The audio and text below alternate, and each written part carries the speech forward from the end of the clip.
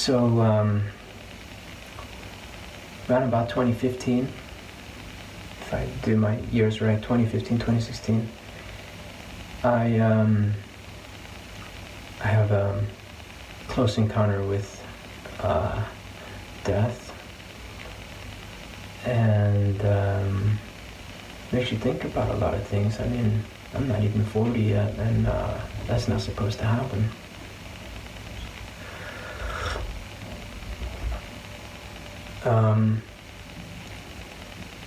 So it took me some time to integrate that experience into my life, and I didn't know what to make of it. But yeah, it made me double down on the things that I perceived as really important, and that was, in this case, meditation, because I'd seen it do so many good things in my life.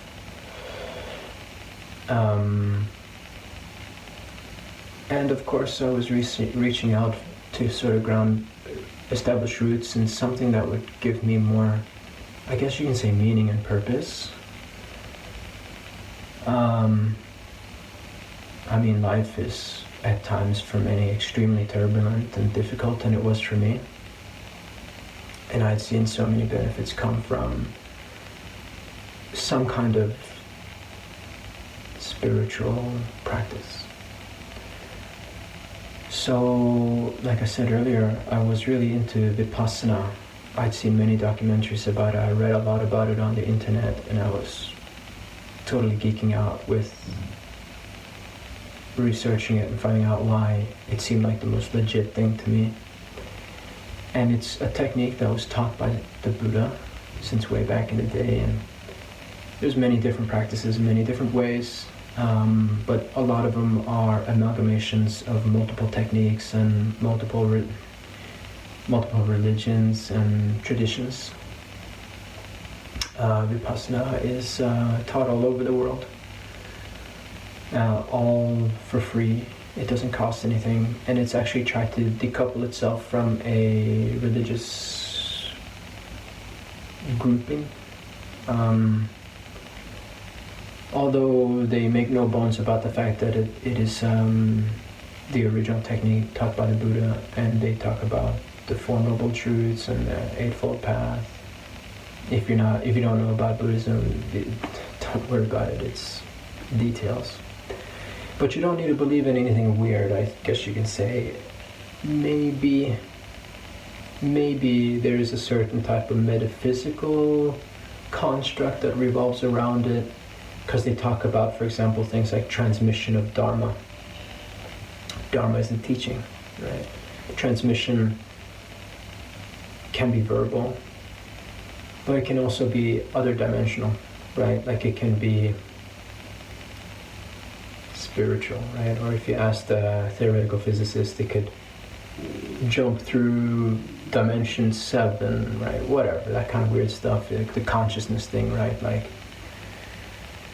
but don't worry so much about that. It's not important. But I signed up for a 10-day Vipassana meditation session. It takes 10 days. Anybody that goes for the first time has to sign up for 10 days. It's very tough. You have to commit to doing 10 hours of rigorous meditation every day for 10 days. You can't make eye contact with anybody for 10 days. You can't speak for 10 days. You take a vow of silence. And you're supposed to put everything you got into this. You know, what you put in, you get out, right? It's not a vacation, it's hard work. And it's not like a spa treatment, it's very stark. It's very Spartan. You live like a monk, you wake up at 4 a.m, you meditate for 2 hours, you go eat a stark vegetarian breakfast. And then you have like an hour off before another 2-hour session all throughout the day. You eat a vegetarian lunch. Then you dedicate the afternoon to meditative practice. And then in the evenings, you have something called a Dharma talk, a 1 hour talk where somebody shares things, something about the technique, something about the philosophy, and of course a lot about where a practitioner can benchmark themselves in terms of progression, like somebody that's quite advanced, somebody that's not advanced, somebody that's not advanced, beginner, if they're very good, what can they expect, if they're struggling, what can they expect. So anyways, before I go to this thing, I sign up in advance. I'm on the, I made it past the waiting list. I got myself a 10-day spot, and this is in Europe. And I'm feeling a little bit apprehensive because I can barely sit down for 25 minutes on the ground and do my mindful breathing meditation without literally my body hurting and aching everywhere. So I look up some tips online about how to prepare yourself for a 10-day Vipassana session. So some people, they say, hey, you know, you're not supposed to meditate with your eyes open in Vipassana, but, you know, in order for you to fight off falling asleep, it might be a good idea to learn how to meditate with your eyes open. So I decide to give that a try, you know, just like a give me a chance type of safety. So the first time I try to meditate with my eyes open, I notice a visual optic phenomenon happens immediately, and right at my, although I'm not visually focusing, I'm just having my eyes open and anchoring them on something, and then going through my mindful breathing where you pay attention to the breath. Right where my eye sees, I see about the size of a BB on the floor.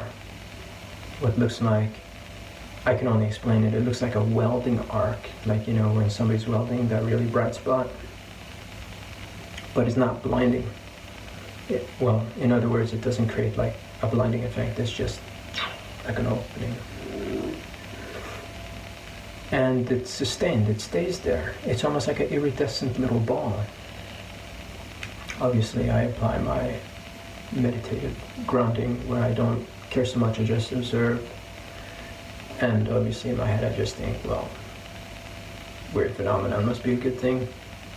And the fact that I'm not getting all excited or like, whoa, about it is another vindication that I'm applying the meditative practice of my technique, the Buddhist technique, which is just observe, let it pass.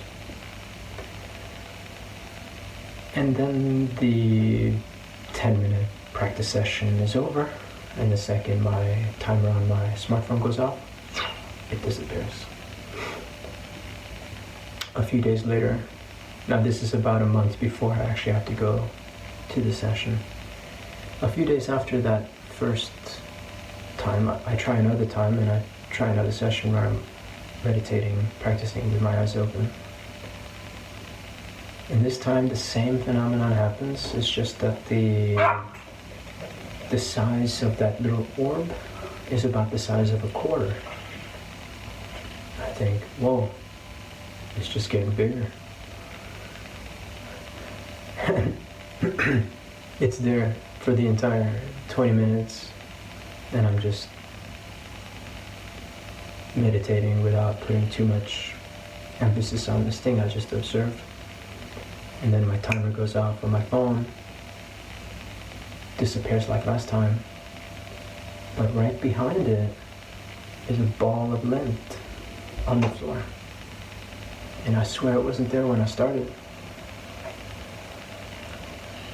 I have a friend at work at that time that I used to console a bit, and he's from India, although he's also an engineer, but you know, and he didn't have any weird experiences in his life, but he has family that claim these things back in India, and obviously I think they're just more in touch with these mystical traditions than many other places. And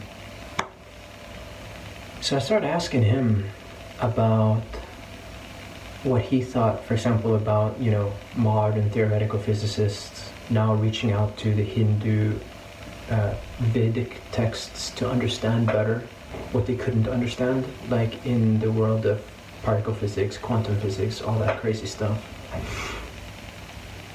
Okay, so that was cool, you know.